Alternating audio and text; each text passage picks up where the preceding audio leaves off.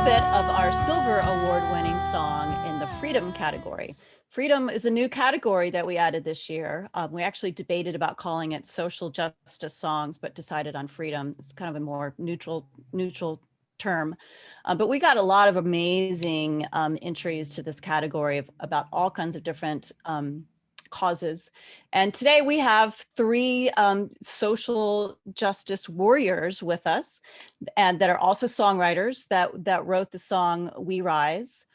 So I'm going to start off with just giving them each a chance to introduce themselves, and then we'll talk some more about what's going on with them. Ariel, you want to start? Sure. Hey, everyone. I'm Ariel. I'm 19 years old from Los Angeles. Um, and I'm a sophomore at Brown University. And yeah, also part of Zero Hour, of course. Excited to be talking with you all. Hi, my name is Gabrielle Zui.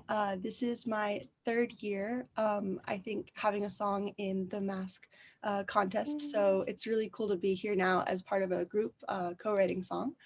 And I'm 20 years old. I live in the DC area and I'm a human rights major at Columbia University. Hi, I'm Andrea. I am from the Atlanta, Georgia area. I'm 21 and yeah, I'm really excited to be here too. Great.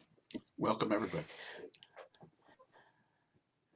And this is Jay Keating, is the president of SAW, and I guess I'm vice president of SAW or something like that. I don't know that I have an official title.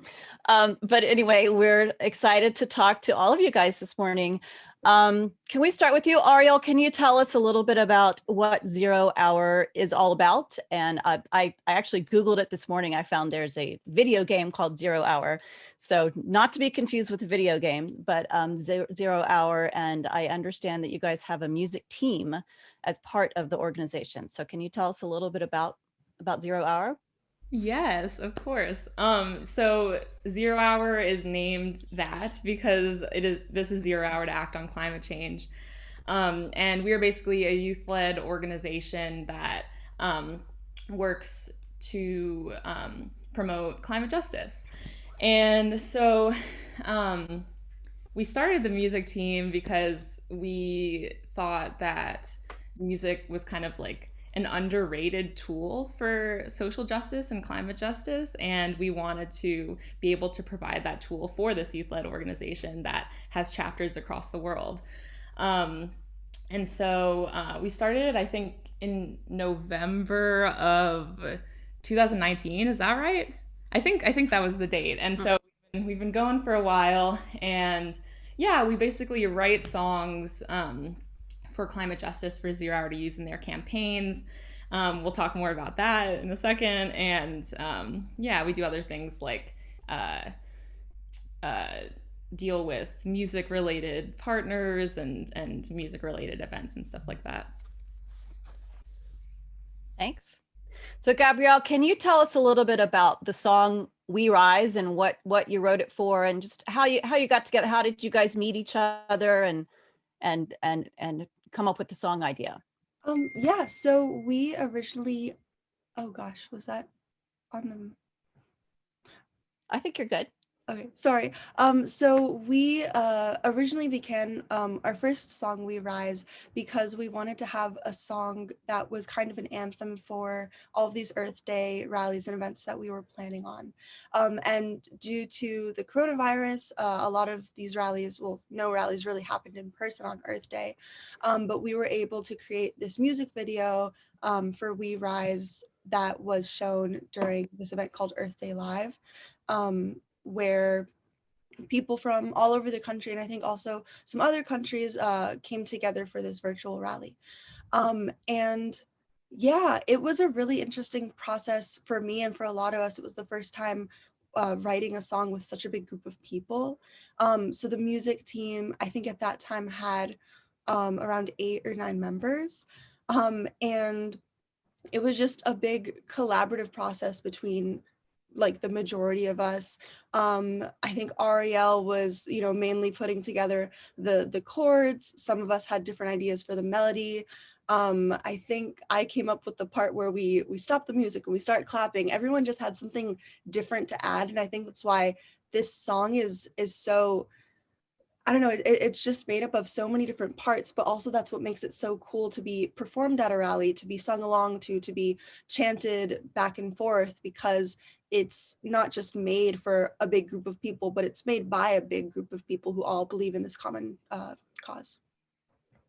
That's great. And you guys made an awesome video about the song that we'll share in the comments too. So Andrea, can you talk a little bit about how activism and art work together, and how, you know, we all know songs that are powerful and really touch us in one way or the other. Do you think that songs can influence people to change how they think and how they act?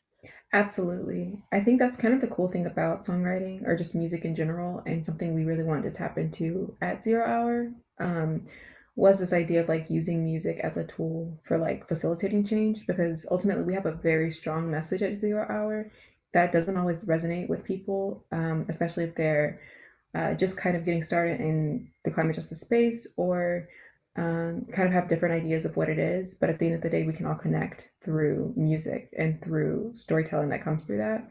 And so that's something that we really want to focus on with this song, and with a couple other songs that we've been working on, was this idea of we can not only change like how people see the topics that we're talking about, but we can even expand what people are talking about and what people are listening to with music. And that was like a really big goal of ours, was just to help bring more people into the space that we're in, and to help expand people's kind of, I don't know, like understanding and what they care about. One thing we talked a lot about was we had an adult mentor who would constantly reference Michael Jackson's Earth Song to kind of what inspired them to really start working in the climate movement.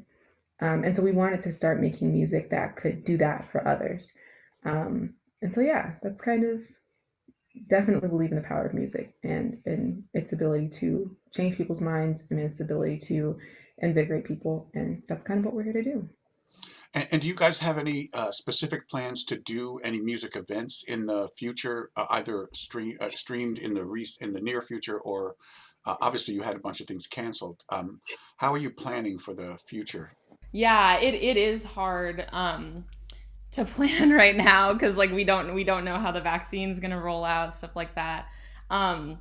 We do not have any like specific music events planned, but there are other like organizations and stuff that we're talking with. So have you tried to do any live stream events, because they're getting to be real popular? We did do one last year around the election, and we like streamed and shared some music. And we do have a couple of songs that we're planning on releasing soon, so we might be planning some stuff around that. We're just like in the process of figuring it all out. So yeah, I guess potentially, but we don't have anything on the calendar exactly right now, but we'll definitely keep everybody up to date. And where do we go to your website to look for how to both be involved in climate activism and also for what things will be happening in the future? Yeah. Yeah, go ahead, Ariel. I see you unmuted. Oh, and yeah, no, you said it. It's thisiszerohour.org. You can go there. Or you can follow us on Right. Instagram at This Is 0 Hour. Great. So I wanted to ask each of you, is there one song or songwriter in particular that has inspired you to write this type of song, social justice songs? For me though, I think I always think of the song Strange Fruit, performed by Billie Holiday. I think Oh. the first time I heard that song, I was just so like devastated, honestly, and like yeah, it just really like made me realize the great power that songs have. And yeah, I always think of that song. Great example. Great example.